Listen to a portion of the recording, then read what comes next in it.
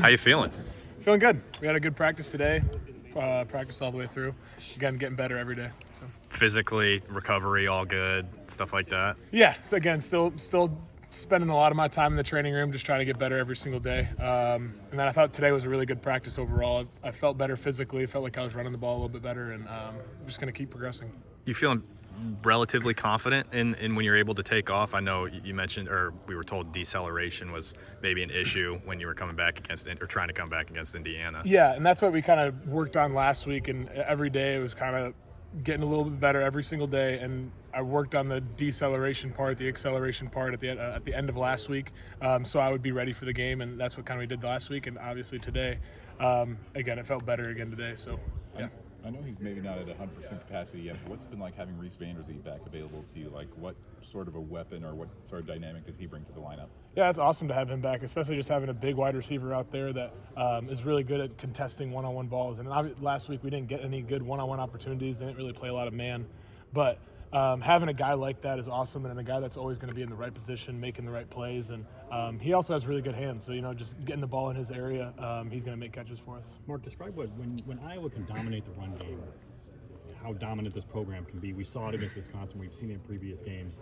How much does that help you as a quarterback when you have an offensive line and a running game that can dominate? Yeah, it's awesome. And there's still a lot of aspects that I have to do in the run game, which is like looking at the different looks depending on which play we're going to call, because we're going up to the line a lot with two different calls, trying to put ourselves in the best position. But when you got an offensive line like we have, it makes it a lot of fun for me in the pass game because they give me so much time, but then they open up holes left and right for these running backs. And when I'm running the ball too, the holes are awesome, and they do a great job up front, and can't thank them enough. Mark, you guys ran, I think it was 66% of your plays were in their side of the field. A lot of that to do with the defense creating turnovers. Is this kind of the complementary football that we always hear Kirk Ferentz talk about? Are we starting to see that really establish itself? Yeah, and obviously you can't try and get turnovers like we always talk about that. But obviously this past couple weeks we've gotten a couple more turnovers, and that really helps and makes that complementary football that we've talked about. And makes it a lot easier for the offense when defense can go out there and make plays. I mean, when Aaron Graves puts the ball on the 1 yard line, it makes us look good because we get to go score a touchdown. But if the defense is playing well like they did, it makes it a lot easier for our offense to get going. I think I read a note that you're the first Iowa quarterback in history to score a rushing touchdown in their first 6 games of a season. I mean, what's it like just to kind of put your name in the Hawkeye record books like that? Yeah, it's cool. And obviously I would like to be throwing those touchdowns a little bit more, but I'm always going to do whatever's best for the team in any situation. And when we get the ball low in the red zone and we can block up everybody in the QB run game, I like the ball in my hands, so we're going to go take it and score. When you come off a win like that against Wisconsin, describe the momentum and the confidence now. It feels like this team is kind of simmering and building a little bit.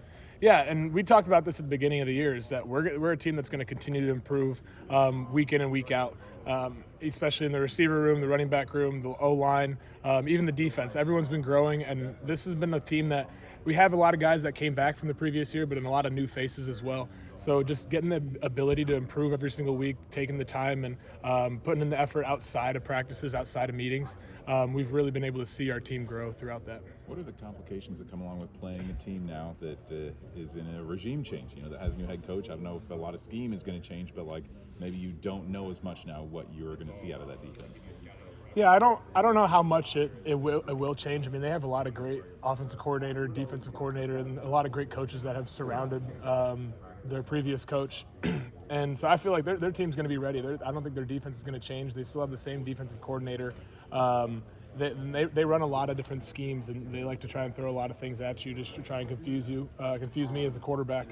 So I'm not expecting them to be any different than what they have been in the past couple weeks. But I know that those other coaches are going to get those guys ready to go. From an outsider's perspective, are you surprised or shocked at what has happened to them over the last 3 weeks? Or are you looking like this is wild?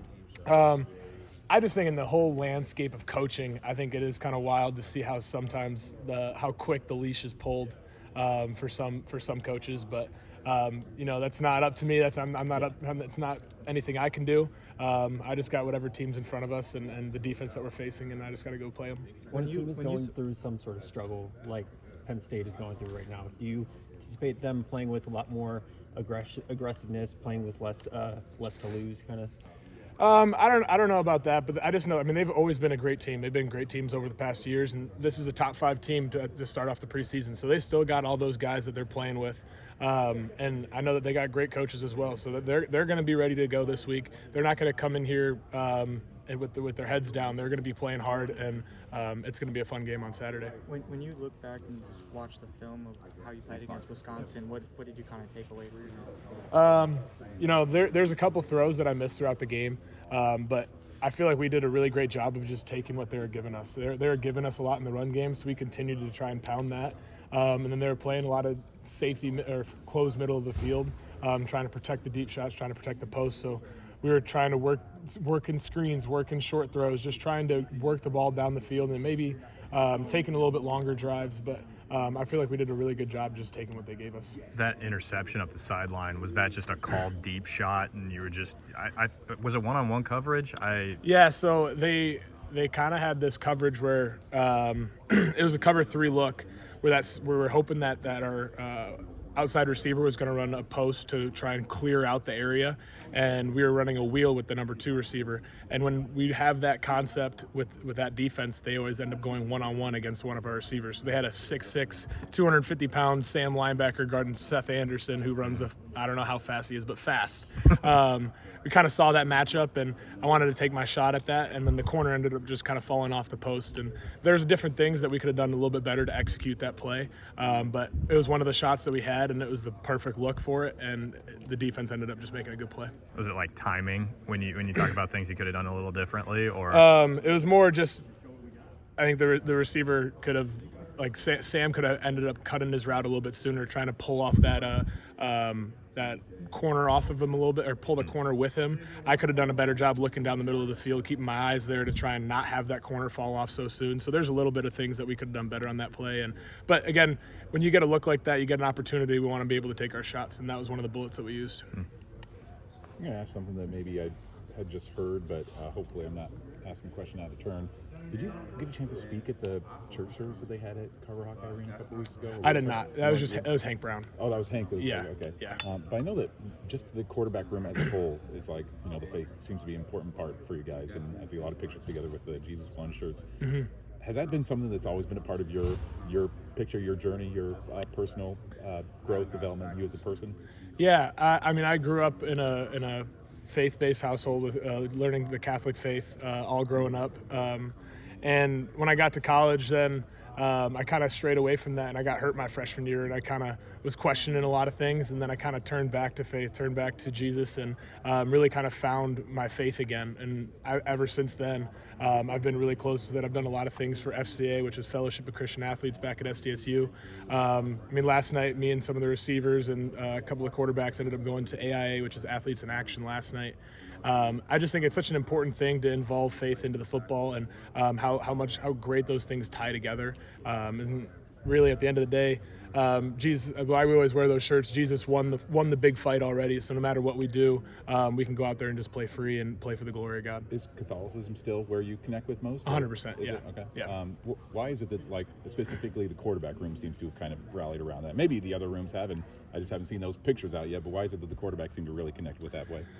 I think there's always a part in the Bible is that we got to continue to share the glory of God, continue to share it. And I feel like just the QB room itself has been really close this past year, and we've all gotten really close together since a lot of guys everyone's new in the room pretty much. So continuing to just kind of share the word of God, and we're all outspoken, extroverted people, so we just want to continue to do what we can on that side of things.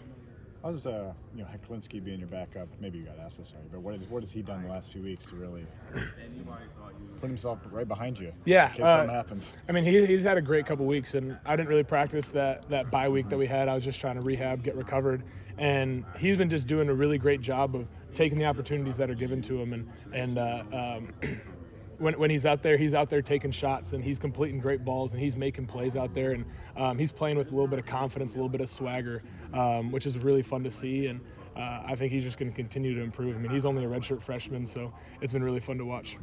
We hear a little bit about that swagger basically every time he gets brought up. Like, do you have an example of that off the top of your head where he made like a confident throw, or like I know he can just kind of zip it in there. Like Yeah, I mean, I think it just has to do with his arm talent and kind of how he approaches every single play. That even if he maybe has him like messes up or something like that, he comes back and like he's ready to sling it again. Like there's no question about it.